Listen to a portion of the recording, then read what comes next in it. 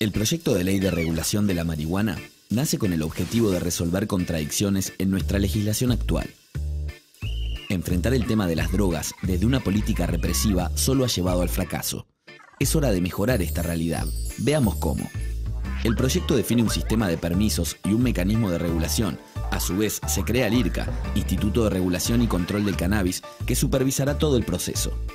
El IRCA estará integrado por el Ministerio de Salud Pública, el Ministerio de Ganadería, Agricultura y Pesca, el Ministerio de Desarrollo Social y la Junta Nacional de Drogas, entre otros. Será el organismo encargado de la regulación y generará informes para una evaluación permanente. Volvamos a los puntos que define la ley. Sistema de permisos. Para controlar el mercado se brindarán permisos de 3 tipos: producción, comercialización y abastecimiento personal.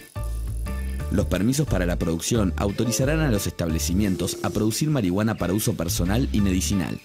También autorizarán la producción de cáñamo, cannabis no psicoactivo, con usos tales como el textil y el papel. Los permisos para la comercialización habilitarán a los sitios de venta de la marihuana. Los permisos para el abastecimiento personal permitirán a los individuos acceder a la sustancia a través de 4 vías. Autocultivo. La ley prevé el cultivo doméstico de hasta 6 plantas. Sitios de venta autorizados con un límite de 40 gramos por persona al mes. Uso medicinal, con autorización del Ministerio de Salud Pública.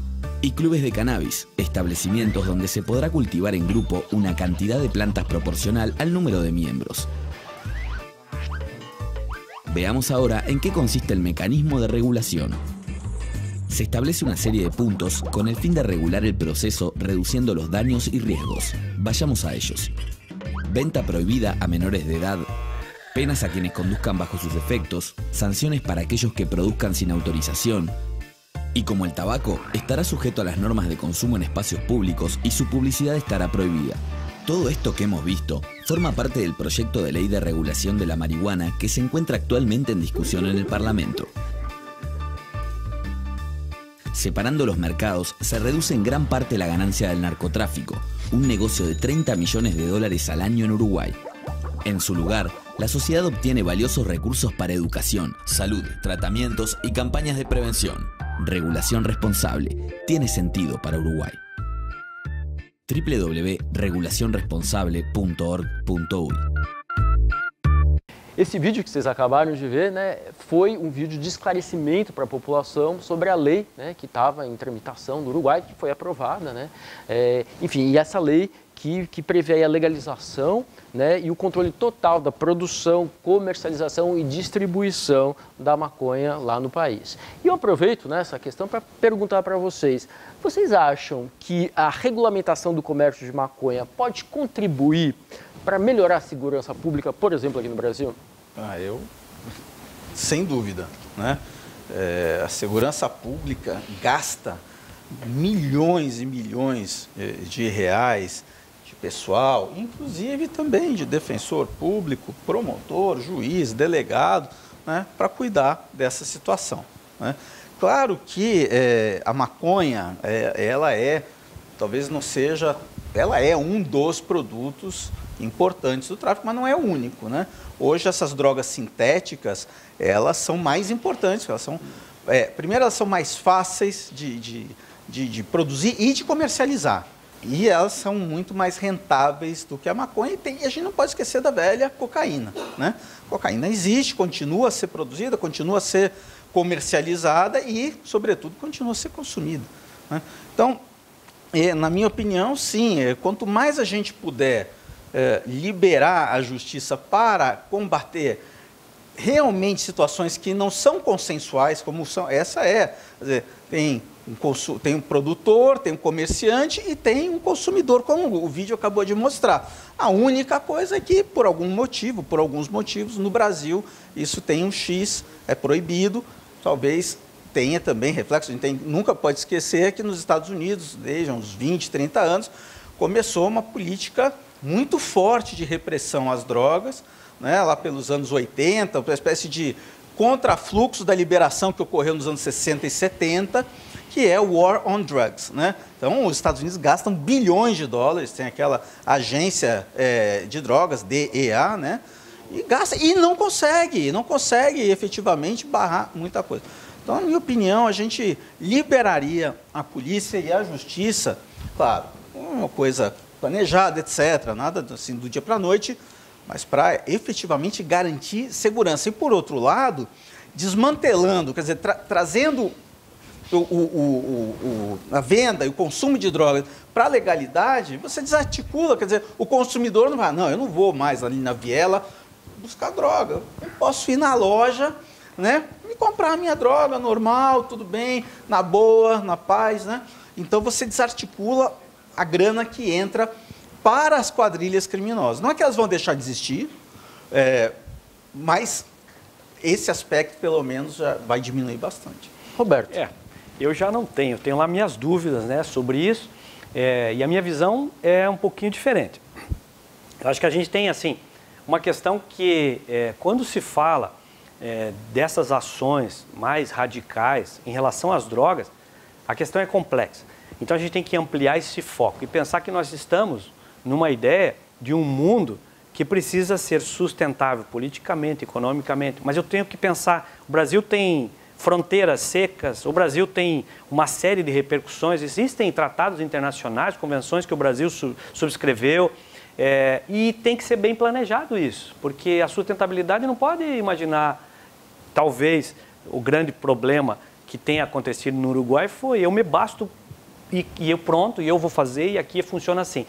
Mas só que isso é uma questão muito maior, né? Então, primeiro a gente tem que pensar como que a gente vai tratar, junto às comissões da Organização das Nações Unidas, que tem lá classificada a maconha como droga, tem lá classificado todas aquelas...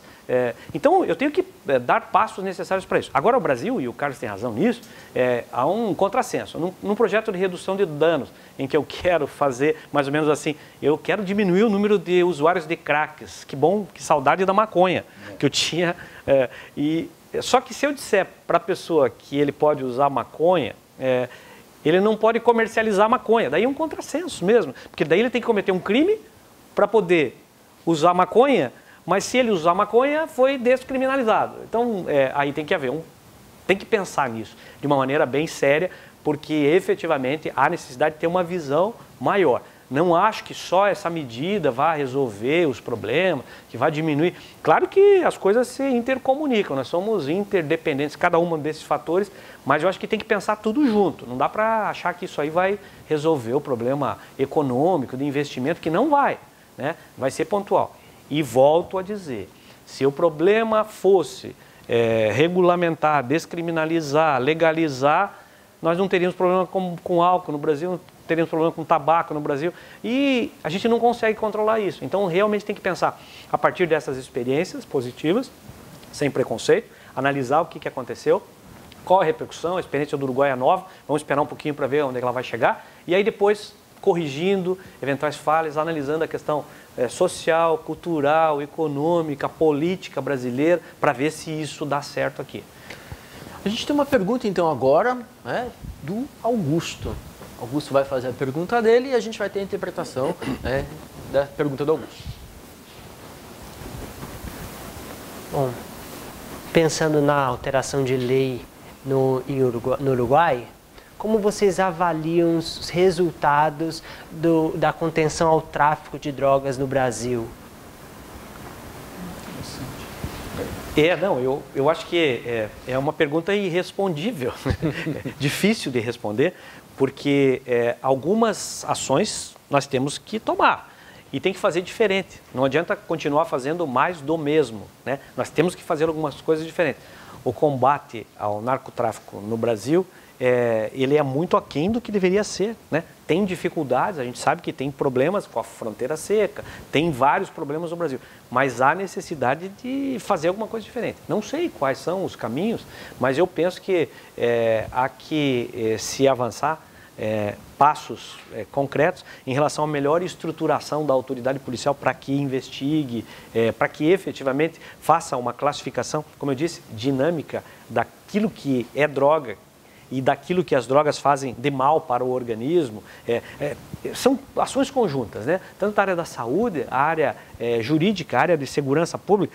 Então, são muitas as ações, mas achei importante a sua pergunta, porque nós precisamos dessa resposta, e infelizmente, eu não posso lhe dar. mas precisamos, a forma de achar o caminho é levantando essas questões para a gente poder, talvez, achar alguns caminhos para sua solução. Carlos, quer acrescentar alguma coisa? Eu queria falar para o Augusto. Augusto, eu acho uma pergunta ótima, né? Ela me gera algumas reflexões, não uma resposta, né?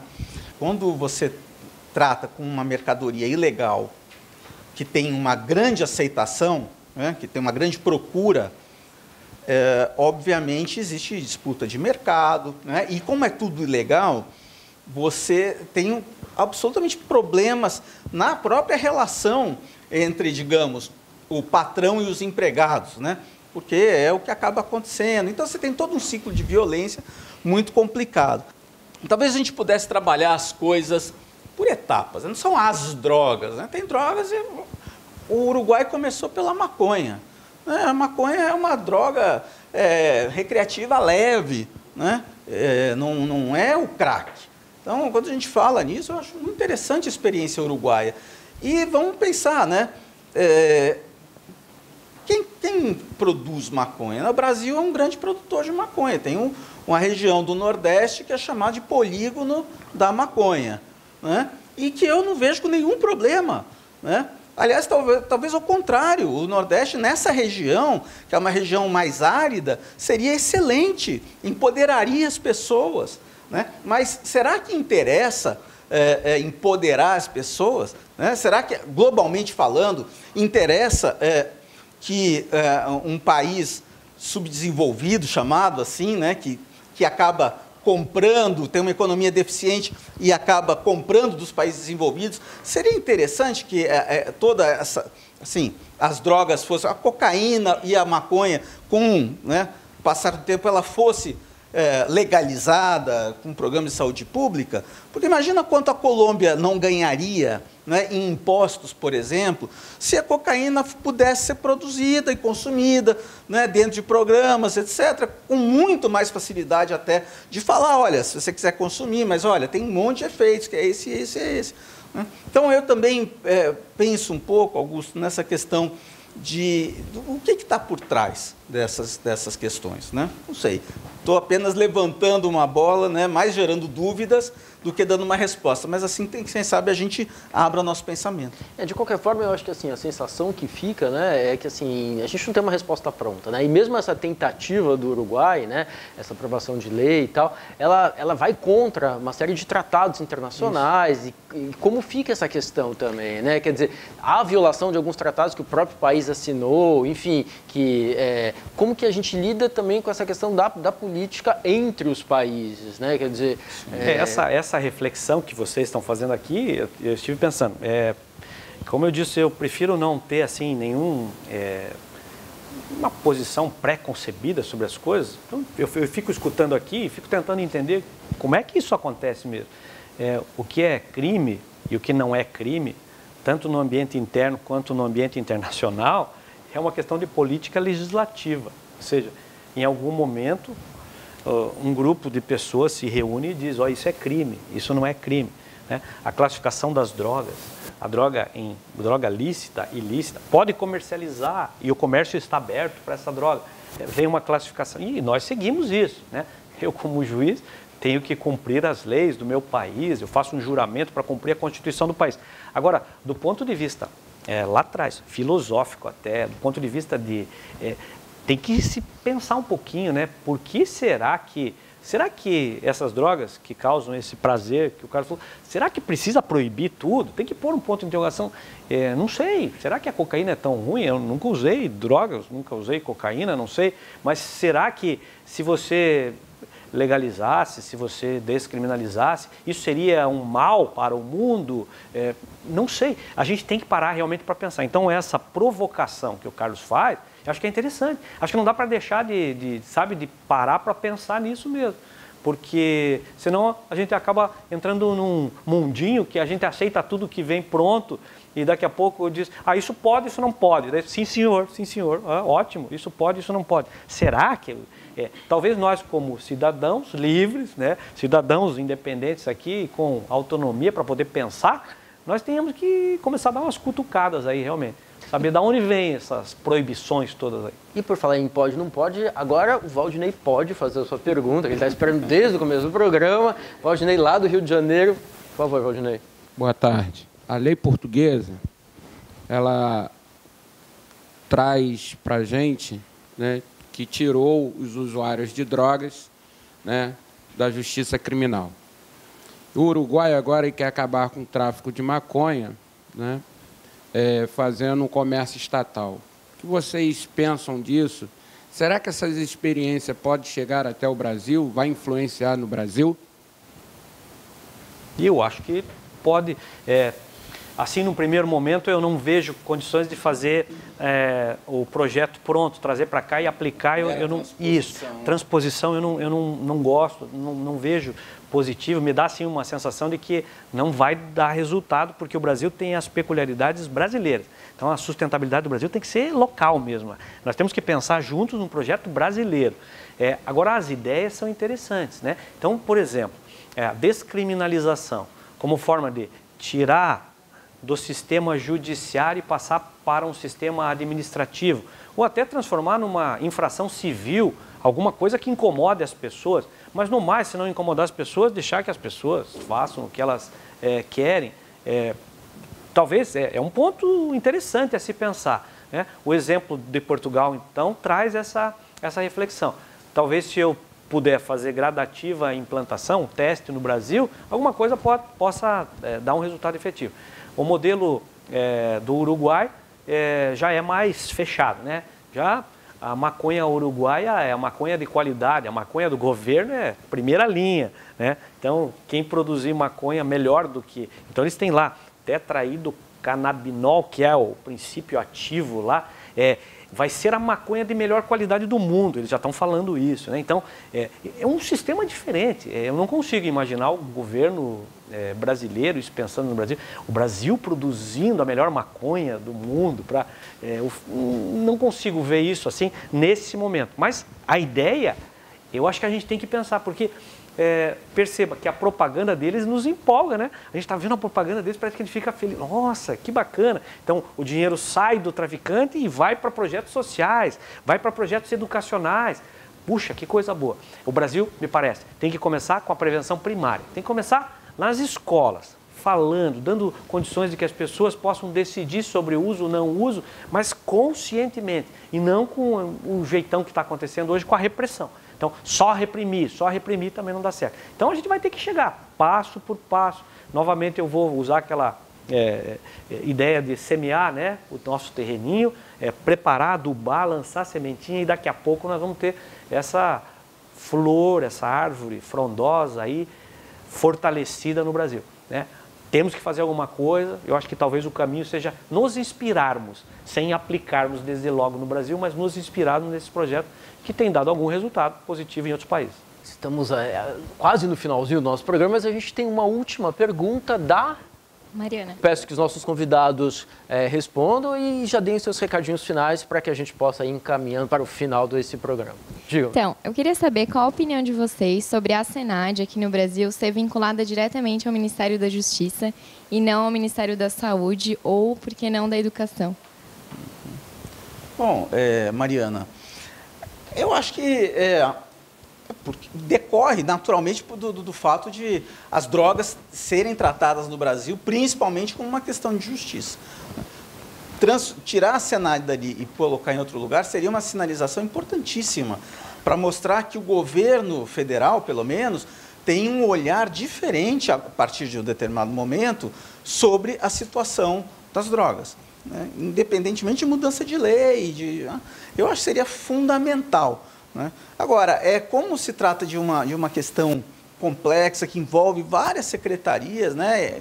Envolve a Secretaria da Fazenda, porque a gente está até com a economia, trabalho, enfim, eu acho que, e é uma questão importante no Brasil, poderia haver, sem querer inchar a máquina administrativa, talvez alguma coisa que fosse de uma decisão coletiva, né? Um órgão que abarcasse representantes das várias áreas envolvidas para pensar a política brasileira sobre drogas.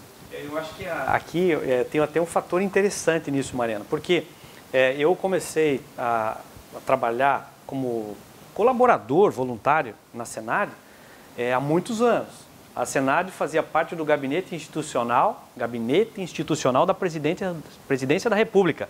Então, saía da Presidência da República as diretrizes para o Ministério da Saúde, o Ministério da Justiça, o Ministério da Educação e todos os demais ministérios. Emprego. E era alguma coisa interessante. Aí, em determinado momento, houve uma decisão política no sentido de tirar do gabinete institucional da Presidência da República e passar para o Ministério da Justiça, que isso daria, em tese, eu lembro da fundamentação, maior agilidade para a Secretaria Nacional de Política sobre Drogas.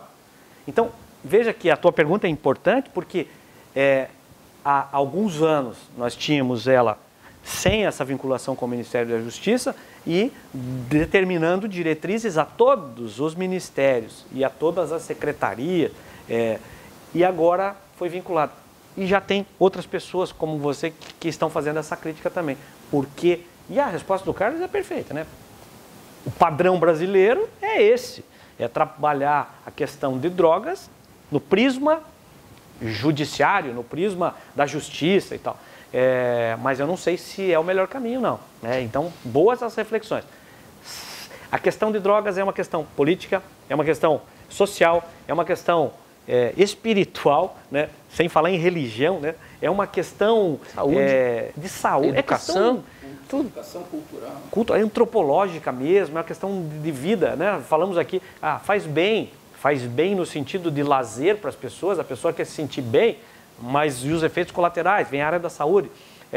As pessoas querem ter eu trabalho como juiz, você sempre fica pensando, a pessoa que chega para você desestruturada, você quer reinserir na família. Então, é um desafio que a equipe técnica ajuda. Reinserção social, se ele saiu da sociedade. Só que quer reinserir na sociedade, algumas vezes aplicando uma pena e tirando ele da sociedade.